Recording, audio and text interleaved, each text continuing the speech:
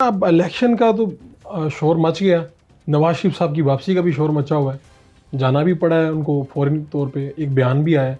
क्या देख रहे हैं? अब तो आप बता दें हमें कि नवाज शरीफ साहब आ रहे हैं या नहीं आ रहे। हमारे मोहल्ले में एक दफ़ा एक बंदे ने कमेटी डाली थी, जी वो कमेटी डाल के वो भाग गया लेके, ठीक है ना। मुझे यकीन है कि वो वापस आ जाएगा मोहल्ले में हमारे। नवाज शरीफ नहीं आएगा। आप कुछ कर लें, नवाज शरीफ ने नहीं आना, क्योंकि नवाज शरीफ ने गिल्ले पे पैर रखना ही नहीं का।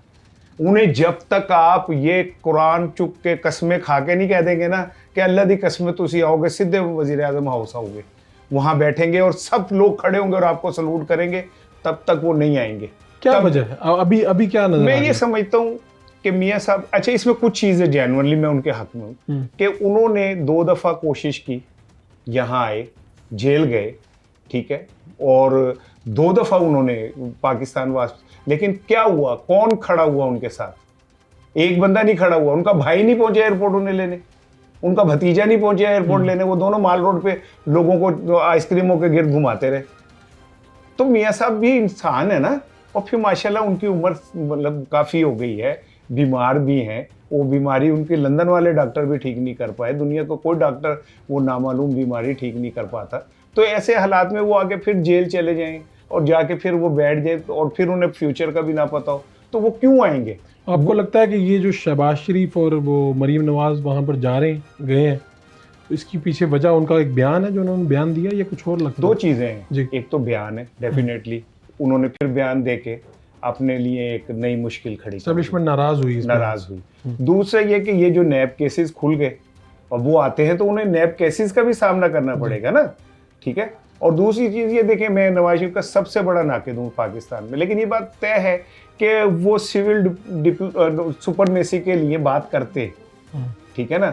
अब ऐसे मौके पे जब सारा कुछ ठीक था, उन्होंने फिर एक हो जा बयान खड़काता कि जिससे फिर चीज़ें हिल के रह गई। तो मैं ये समझता हूँ कि मियाँ साहब फ़िलहाल तो मुझे नहीं लगता कि ये मौसमियाती तगय्युर के बाद भावें सैलाब आ जाए, ज़लज़ला आ जाए, बेवक्ती बारिशें आ जाएं, मियाँ साहब नहीं आने वाले। इस वक्त जो अटक में कैदी हैं उनका आप क्या मंजर देख रहे हैं? लोग बड़ी अब कह रहे हैं जी 9 मई के कुछ लोगों की, दर्जनों लोगों की, 100 लोगों की ज़मानतें मंजूर हो रही, हालात बदल रहे हैं। आप कुछ हालात बदलते हुए देख रहे हैं? देखिए, पाकिस्तान अनहोनियों का मुल्क है। यहाँ पे ऐसा कुछ हो जाता है जिसका कोई सोच भी नहीं सकता, ठीक है ना। वो मियाँ साहब को वज़ारत उज़्मा से निकालने से लेके और इमरान खान के निकाले जाने तक कोई सोच ही नहीं सकता था कि ऐसा हो सकता है। तो ये कहीं ना कहीं इम्कान मौजूद रहता है।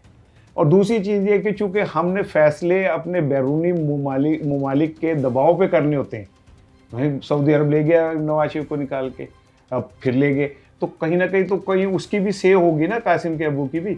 और दूसरी बात यह कि मैं ये ज़ाती तौर पे समझता हूँ कि जिन्होंने 9 मई का किया उन्हें सज़ा मिलनी चाहिए, बिल्कुल मिलनी चाहिए, लेकिन खाली इस एक उस पे नहीं मिलनी चाहिए, एक तबके को नहीं मिलनी चाहिए। जब मरियम साहिबा के जलसों में पाकिस्तानी फौज के खिलाफ नारेबाजी होती थी, जब जलसों के अंदर मियाँ नवाज शरीफ हाजिर सर्विस जनरल्स और जजेस का नाम लेके कहते थे, तो फिर हमें एक दफ़ा ये क्लियर करना चाहिए कि कासिम के अब्बू ने गलती की, उन्हें सज़ा दें। लेकिन ये गलती अगर कोई बार बार कर रहा है, दूसरे भी कर रहे हैं, तो फिर अगर आप उनको नहीं करते कुछ, तो फिर ऐसा महसूस होता है कि कासिम के अब्बू को किसी और चीज़ की सज़ा मिल रही है। राना साहब, ये बात शरीफ हमजा की क्या हैसियत है? आपका बहुत बहुत शुक्रिया। बहुत शुक्रिया। आपने सार राना साहब की गुफ्तगू सुनी है।